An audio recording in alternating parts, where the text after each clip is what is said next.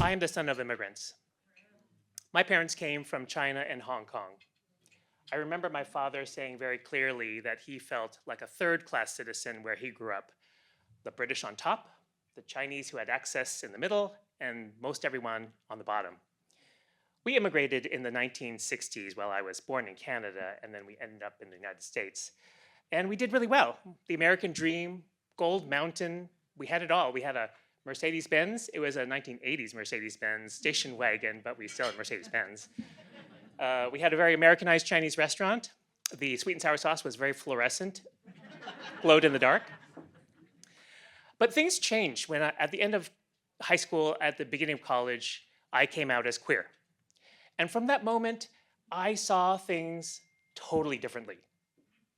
That I could be denied a job or evicted because of who I was.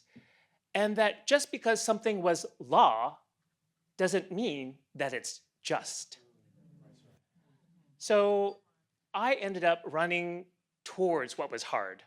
I did really well in science and math and all of that stuff, but I thought that I needed to pursue work in social justice because it was meaningful, because we have a very short life and we need to make change in that life. My first job out of college was as a civil rights investigator for state government. And it was inspiring because I was standing on the shoulders of giants who gave their blood, sweat, tears, and lives to pass landmark civil rights legislation. I had a lot of questions in that job. How did we get so segregated in the first place?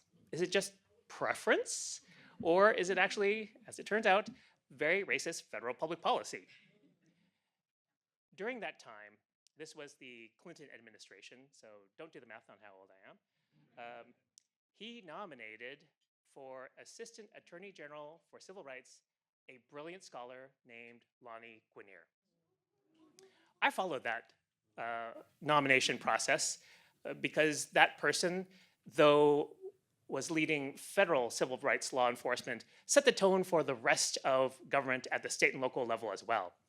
And so it was like, okay, who is this person? What type of vision does this person bring to this job? She had a lot of writings on affirmative action, which I thought were really brilliant and controversial. There were lots of senators who didn't think that that they were aligned with her thinking. But the thing that caught my eye was her writings about democracy. In many ways, she argued that the Voting Rights Act, completely necessary, but in many ways stuck in the 1960s, because the jurisprudence that has developed since passage focuses on drawing majority-minority districts as a way to vindicate the rights of communities of color. And for me, thinking about segregation, it was ironic that drawing majority-minority districts requires segregation. And so for me, she brought up the basic questions of, can we achieve liberation and self-determination if it's predicated on discrimination and segregation? And the answer is no. She started talking and opening my eyes to different electoral systems like cumulative voting and other forms of proportional representation. And frankly, I was embarrassed. I was embarrassed because I knew nothing about what she was talking about. I had a political science degree from an Ivy League institution, and yet I knew nothing about what she was agitating us to understand. And so that was a wake-up call. I really reflected that what I learned in high school civics was about what is and not about what can and should be. And that she gave me that agency that we can actually change things that seem immutable, seem like they've been there forever because they were put there for a good idea, for a good reason. Well, not really. The assumptions made 250 years ago was based on a very different society where people were not treated equally, and that's a complete understatement. So what she provided for me was a path moving forward. Though there was no organization that I could easily become like a member to move proportional representation forward, I knew that this was something that I needed to focus on in my career at various stages.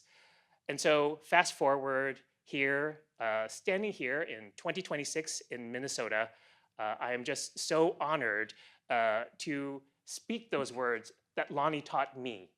I am very humbled by her legacy and her scholarship that helped me understand how we truly build a multiracial democracy.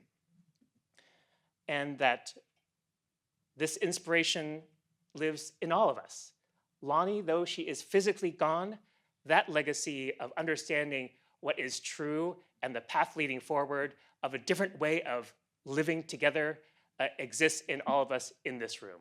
So I am very humbled and very inspired by everyone who has joined us today. So thank you. Hey, if you made it to the end of the video, you must have liked what you saw. So you should head over to our website, equitabledemocracy.org, so you can sign up for our mailing list and stay up to date on all the new things we're working on. Also, if you want to head back to our YouTube channel, you can listen to our award-winning podcast, watch riveting documentaries, or check out new content just like this.